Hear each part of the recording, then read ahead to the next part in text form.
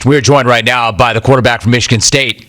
He is a Manning Award watch lister, a Davey O'Brien Award watch lister. 19 of 30 for 196 yards in Saturday's enormous win over number 6 Michigan. Nearly 2,000 yards from scrimmage, 17 TDs this year. Michigan State is undefeated. They're 8-0. They are number 5 in the AP poll. They are at Purdue on Saturday. Payton Thorne is my guest. Payton, it's great to have you on. How are you? Oh, man, I'm doing good. Thanks for having me on. I appreciate it. It's great to have you on, and it's good to hear you. Listen, let me ask you, I know you've already shifted your attention to Purdue, but you got to take me back to Saturday's game against Michigan. Always an enormous game, obviously, but when you're both undefeated, when you're both ranked in the top 10, what was the mood like around the facility all week long in the build-up to that game? What was that like? It was something. It was definitely fun to be a part of and fun to watch. Just campus kind of transform throughout the week. You know, you had college game day, big noon kickoff. We're both set up on opposite sides of the parking lot where we park to come into practice every day. So, you know, you saw the stuff getting set up, and you could feel the hype around campus, and it was a lot of fun to play in the game, and our atmosphere was outstanding. Our fans really came, and we're awesome all day. That's how you set the scene. I like that. Payton Thorne joining us. So your head coach, Mel Tucker, said that he told you before the game, quote, "You're going to have to be the eye of the storm for our football team for 4 quarters," end of quote. I understand that, like, you're one guy, but you are the guy, and you were the eye of the storm, according to him. Like, what did that mean to you when he said that to you, and then how did you approach that role? It meant a lot, and, I understood what he's saying. He said that, the quarterback and the head coach have to be the eye of the storm. And, what I kind of think of when I hear that is just you have to be calm when things are not outside of you, And, it was cool to hear him say that. It was cool to feel the belief that I felt like he has in me. And, I've said before, I love playing for him, and it's definitely a lot of fun to be behind him out there, and going forward, where it's going to be a lot of fun. We're talking to Payton Thorne. It's one thing to be calm when things are calm, but then you got to be calm when things are not so calm. Like, the game didn't get off to the start that you had wanted. Obviously, you had that interception on the first drive. You followed that by a punt. Then you had an interception. Next thing you know, you're down 10-0. At that point, things could fall apart, but they didn't. So what kind of thoughts and emotions were you having? How did you remain calm in that situation? Yeah, obviously, like you said, things didn't get started great. But, the first interception, I was coming off the field and, obviously not happy about turning the ball over. But at the same time, I saw he caught, it was third down. He caught the ball like the 1, or the 1 or 2. So, I'm thinking to myself, well, that's a good punt. I can look at it like that. And then the second one hit off a defender's helmet, as he was a blitzer. He jumped up, hit him, and it went straight in the air. So, again, not happy about throwing that interception either. But, it was both of those, I'm almost positive were in the first quarter. And so I'm just on the sideline thinking, okay, we got a whole game in front of us. Our defense did a good job holding them to a field goal. On the second one, it's 10-0, That's by no means a score you can't come back from in the first quarter. So just trying to get back on the same page and go out there and execute our stuff and just keep chopping along and put ourselves in a good chance in the fourth quarter, which was what we were able to do. Keep chopping. Payton Thorne is joining us. Mel Tucker says that all the time, and it's true, right? So something else he and I have talked about is the toughness that this team seems to possess, and a lot of that from the off-season conditioning that you guys did in terms of physical development and mental toughness. Like, how would you describe how tough this team is mentally and physically, and then how does that come into play in a game like that?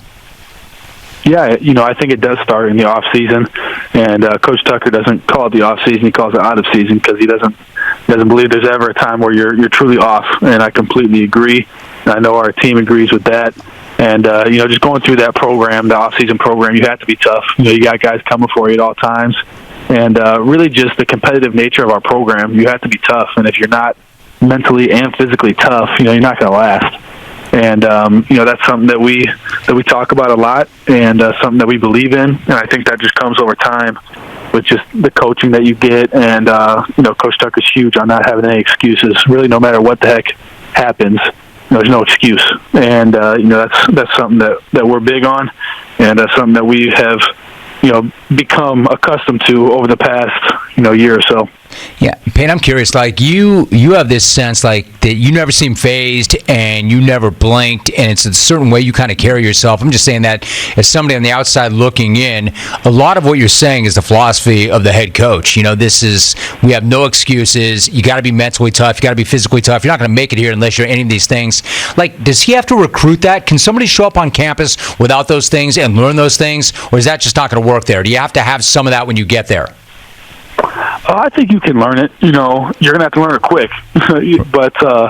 But yeah, I definitely think that guys that aren't totally used to that, they can learn. But it is something, like I said, that you better get figured out quick, or else you're going to find yourself in some trouble early on. And kind of in a whirlwind almost. And it's good that we have older guys who understand, younger guys when they come in may not be used to what we do on a day-to-day basis and may not be used to the intensity of practice and all those things. So it's about, building up the young guys and having their back and helping them out along that journey of getting used to and getting acclimated to our program. We're talking to Payton Thorne, quarterback at Michigan State, for a few more moments. Obviously, Kenneth Walker III had a huge role in that win. Nearly 200 yards on the ground. He had 5 touchdowns. What did you make of his performance, and what does he mean to the team?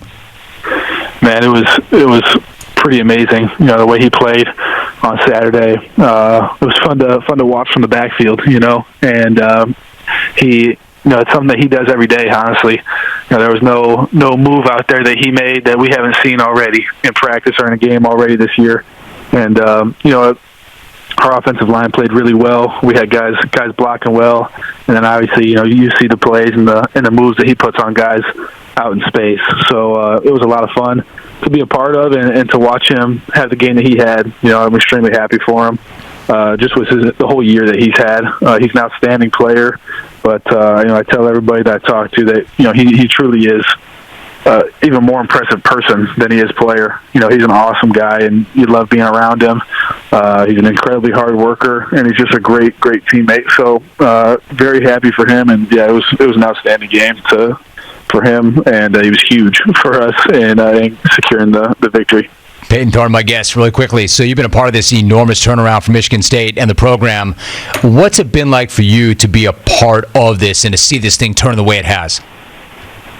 It's been awesome. When I came here, you see the Big Ten championship banners hanging and the Rose Bowl banners from the past, and you really just want to play in games like that, and to put yourself in position to play for championships. And, me growing up, when I was in middle school and high school, I watched Michigan State, go to Big Ten championships and win Big Ten championships. So when I came here, that is one of the goals that I had. And to have a chance here in November to possibly play for that, it's pretty awesome. And, it's something that we talked about this offseason, and something that our players and obviously our coaches have their sights set on. But at the same time, we're focused on Purdue this week, and they're the next step. So I appreciate this. One last thought. You're number 5 in the AP poll. The college football playoff rankings come out tonight. Is that something that you're all talking about? Is that something you're paying attention to or not? It's something that we're aware of, but we are, talking about really staying away from that. We don't ignore noise, but at the same time, we shut it down and realize what matters. And what matters this week is Purdue, and they're a really good football team. We're going to have to be ready for them. And I said earlier today to somebody else that there's been no trophies handed out in the first month of November. So we got four really good teams in front of us here to end out the regular season, and we got to have our focus set on those teams. I believe you. Michigan State's 8-0. They're number 5 in the AP poll, but next up is Purdue. That's Saturday. Their quarterback is Payton Thorne. I mentioned a Manning Award watch lister. Davey O'Brien watch list too. Payton, great to have you on that show. Really appreciate the conversation. Thanks so much. Good to talk to you. Appreciate it, guys. Have a good one. You too. Payton, nice talking to you.